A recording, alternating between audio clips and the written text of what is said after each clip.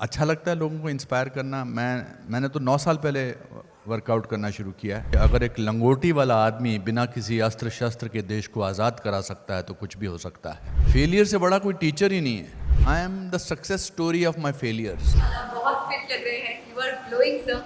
और लाइफ में आपके रिवर्स गियर कैसे लगा पा रहे हैं? आई एम श्योर अगर आप अपना सीक्रेट हमें बताएंगे, कुछ टिप्स देंगे, तो lot of people are going to thank me later. पहले तो शुक्रिया बहुत बहुत। I am feeling very good that I have come here on this event. जहाँ तक फिटनेस का बात है, आई थिंक ऐसा सवाल पूछवाने के लिए वैसा कुछ करना पड़ता है, ताकि पहला सवाल आप यही पूछें। अपने आप को रीइन्वेंट करते रहना चाहिए, अलग बनना चाहिए। अलग कैसे नज़र आएंगे? मेरे साथ कल फ्लाइट पे 3-4 लोग बैठे थे, मतलब साइड पे, मेरे से 10, 12, 15 साल छोटे थे और अलग अलग साइज़ के थे। और जब फ्लाइट रुकी तो उतरने लगे तो मुझे बोले लानत है हम पर। मैंने कहा अपने आप को क्यों बोल रहे हो लानत है हम पर? लानत है आप हमसे 15 साल बड़े हैं और हम ऐसे दिख रहे हैं और आप वैसे दिख रहे हो। कल से ही शुरू करेंगे। तो आई थिंक इट्स अच्छा लगता है लोगों को इंस्पायर करना। मैंने तो 9 साल पहले वर्कआउट करना शुरू किया है।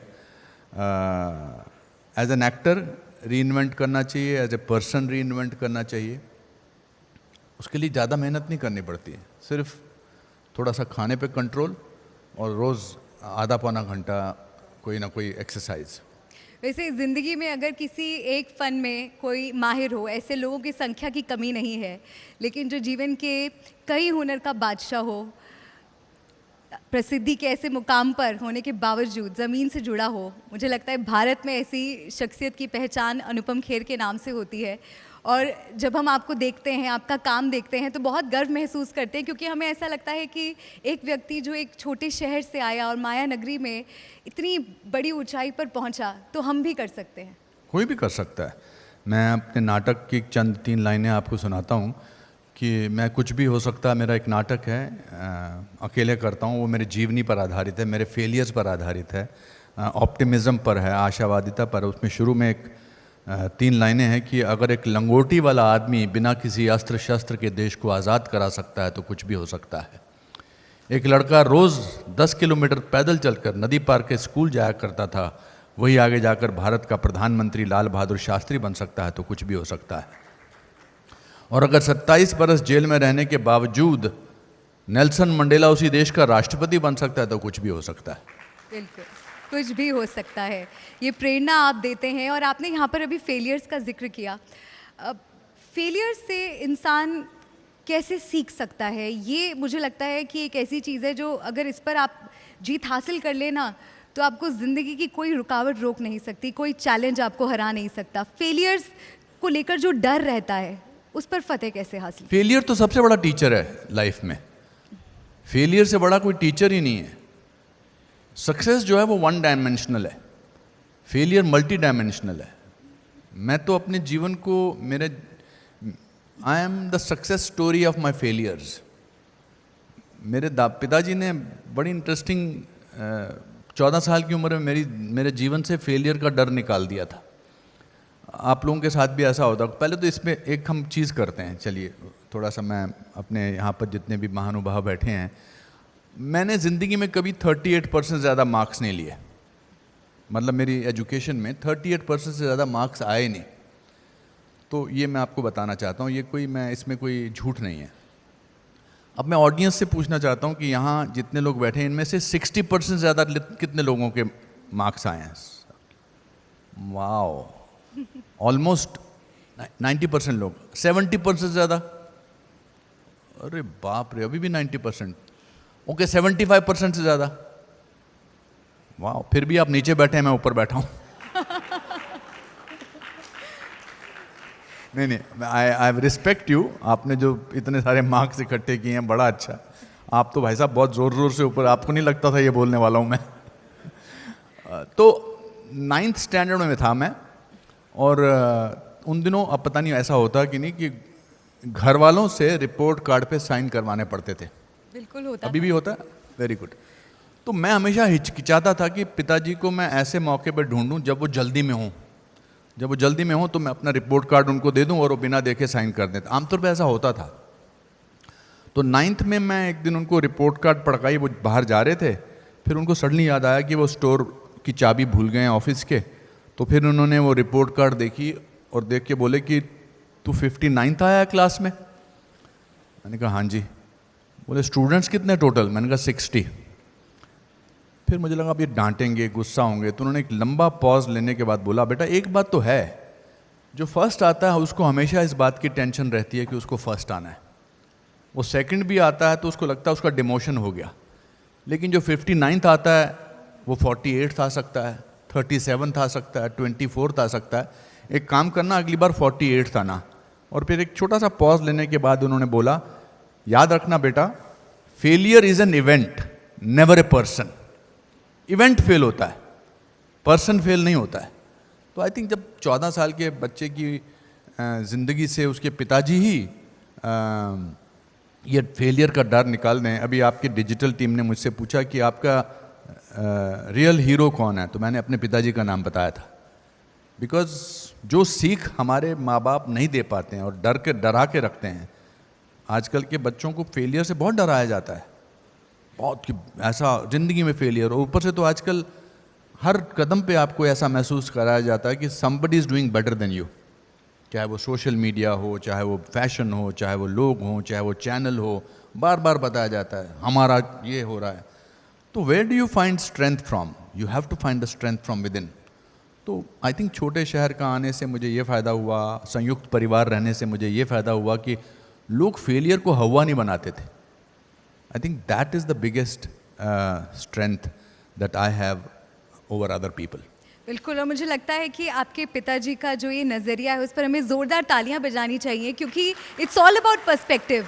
वो कहते हैं ना sir, glass is either half full और हाफ एम्प्टी। आप उसे किस तरह से देखते हैं ये आप पर निर्भर करता है, और फेलियर्स को इस तरह से देखने का तरीका मुझे लगता है ये काबिले तारीफ़ है। और ऐसा ही कुछ हमने आपकी फिल्म दिलवाले दुल्हनिया ले जाएंगी में भी देखा था, जब शाहरुख खान फेल होकर आते हैं और आप कहते हैं अरे तू तो लंदन में फेल हुआ है, हम तो इंडिया में फेल हुए थे, and you actually celebrated his failure. ये एक्चुअल मेरी लाइफ का किस्सा फिल्म में डाला है। अगर आप वो फिल्म अभी दोबारा देखेंगे तो जब उस फिल्म की शूटिंग हो रही थी तो उसमें मैं कहता हूँ कि ये मेरे ताया जी हैं, ये मेरे पिताजी हैं जो इतनी बार फेल हुए, और हम लोग तो हिंदुस्तान में फेल हुए हैं, तुमने तो लंदन में फेल होकर दिखा दिया। तो मैंने यश जी से एक रिक्वेस्ट की। मैंने कहा यश जी, मैं क्या ना पुट मैं अपने ताया जी, अपने असली ताया जी, अपने असली पिताजी, अपने असली चाचा जी का नाम लिख सकता हूँ कि ये ऐसे ऐसे हैं? तो उन्होंने, मेरे को क्या फ़र्क पड़ता है। तो मैंने कहा ये पंडित द्वारकानाथ जी हैं, ये 8वीं में 7 बार फेल हुए थे, जो सच है।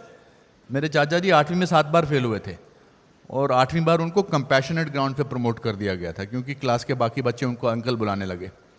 ये ब्रिजनाथ जी हैं, जो जब फिल्म रिलीज़ होने लगी तो उससे 10 दिन पहले हमने फिल्म देखी, तो मैंने सडनली रियलाइज़ किया, ओ माय गॉड, मेरे ताया जी और चाचा जी तो बड़े गुस्से हो जाएंगे कि ये तूने हमारा नाम लिया। तो मैंने सबको ख़त लिखा, मैंने कहा सॉरी चाचा जी, सॉरी ताया जी, मैंने आपके बारे में ऐसा बोला है कि आप बहुत बार फेल हुए हैं, तो प्लीज़ बुरा मत मानना फिल्म देख के। तो जब फिल्म लगी तो सबकी चिट्ठियाँ आई, बोले थैंक यू, तूने हमको फेमस कर दिया। So I think it comes from the family. अच्छा, एक्टर्स बहुत अच्छे ऑब्जर्वर्स होते हैं, तो आपको अगर अपने बचपन में कुछ ऐसे लोगों से मिलना, कोई टीचर हो या कोई घर का कोई सदस्य हो जिनके कुछ एक अनोखे अंदाज को आपने कभी मिमिक करने की कोशिश की हो, या आपने किसी रोल में उसे उतारने की कोशिश की हो, ऐसा कोई? मेरी तो सारी ऑब्जर्वेशन आई मेरे टीचर से हैं, मेरे माता पिता से है। The first lesson of acting comes from people around you. मैं अपने इस प्ले में ये भी बोलता हूँ, हमारे एक टीचर थे ज्योग्राफी के, उनकी लाइफ में हमेशा ये एक्साइटमेंट रहता था कि आज पीटूंगा कैसे। हम तो उस स्कूल में गए हैं जहाँ पिटाई बहुत होती थी। आजकल तो आप घूर के भी नहीं देख सकते स्टूडेंट्स को। तो वो अजीब से थे, बलदेव दीप था उनका नाम। तो वो जिस दिन मूड में होते थे आज पीटना है तो उल्ट पटांग सवाल करते थे। जैसे बोलते थे इधर आ जा, यहाँ खड़ा हो जा, ये बता, और ऐसे हाथ रखते थे, ये बता भारत एशिया में है या एशिया भारत में है? तो आप बड़े आराम से उनको बोलते थे जी भारत एशिया में। कहता सोच के बता, सोच के बता कि भारत एशिया में है या एशिया भारत में है। फिर आप सोच के बताते थे, ये मेरे हिसाब से तो भारत ही एशिया। मैं कह रहा हूँ सोच के बता। फिर आपको यकीन हो जाता था कि भारत एशिया में कैसे हो सकता है सर, एशियाई भारत में है। फिर आप मुर्गा बनते थे, आपके वो पीछे 4-5 डंडे मारते थे। तो हमारे ये सब यहीं से एक्टिंग की क्लासेस शुरू हुई थी। मेरे पिताजी की भी अपनी अपनी आदतें थी। मैं अपने एक्टिंग स्कूल में एक्टर प्रिपेयर में सबसे पहले स्टूडेंट्स को यही बोलता हूँ कि observe your teachers and observe your family members, they are the best material for learning acting. बिल्कुल, और लर्निंग की आपने बात करी तो बहुत से यंगस्टर्स, नए कलाकार आपको देखकर बहुत कुछ सीखते हैं, लेकिन आपके बारे में एक बात है that you don't like to be called veteran, या आप लाइफ टाइम अचीवमेंट अवार्ड्स लेना पसंद नहीं करते। क्या आपको लगता है कि अभी आपको और सीखना है और बहुत कुछ अचीव करना है? अभी तो शुरुआत हुई है, कैसी बातें कर रही हैं आप। अभी ये वेटरन एक्टर आए हैं, देखिए बैठे हुए दाढ़ी में। मैं तो यंगस्टर हूँ इनके सामने। सीरियसली इनसे कितना सीखता हूँ मैं। नहीं, I am not trying to be patronising. I learn so much from you, because if you learn from your youngsters you have a long way to go. तो मैंने सबको बोल के रखा है, और आज आपको भी बोलता हूँ ये आपके सामने, कि अगले 15 साल तक सोचना भी मत मुझे लाइफ टाइम अचीवमेंट अवार्ड देने के लिए। नहीं चाहिए मुझे, बिकॉज ये लोगों का तरीका होता है आपको ये महसूस कराने का कि आपने बहुत सारा काम कर लिया है, अब आप लाइफ टाइम अचीवमेंट ले जाओ और फिर walk into the sunset.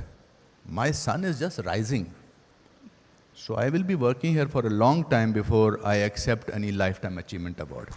Amazing thought sir. और चलते चलते बस एक सवाल मैं आपसे लेना चाहूँगी कि आज महाकुंभ का शुभारंभ हुआ है, आगाज़ हुआ है, पूरी दुनिया भारत की ओर देख रही है, भारत पहुँच रही है इस महाअवसर का हिस्सा बनने के लिए। आपको क्या लगता है कि हमारे देश के लिए कितना गौरवशाली क्षण है? कौन सा जी, किसके बारे में? महाकुंभ की मैं बात। अरे मैं जा रहा हूँ महाकुंभ, मैंने अभी दोपहर को फाइनल किया है।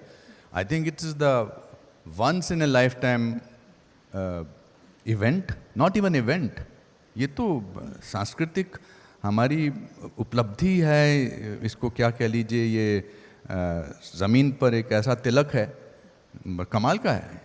इतने सारे लोग, इतने सालों से चला आ रहा है ये कुंभ का मेला या कुंभ का जो एक समूह है, it's a spiritual purgation, spiritual feeling of great importance. I think ये पर्व जो है जितनी शान से मनाया जाए उतना कम है। ये पर्व सिर्फ रिलीजियस लेवल का नहीं है, ये पर्व टुगेदरनेस का है, ये पर्व आत्मीयता का है, ये पर्व शांति का, ये पर्व कैसे जुड़े रहने का है, ये पर्व डिसिप्लिन का है।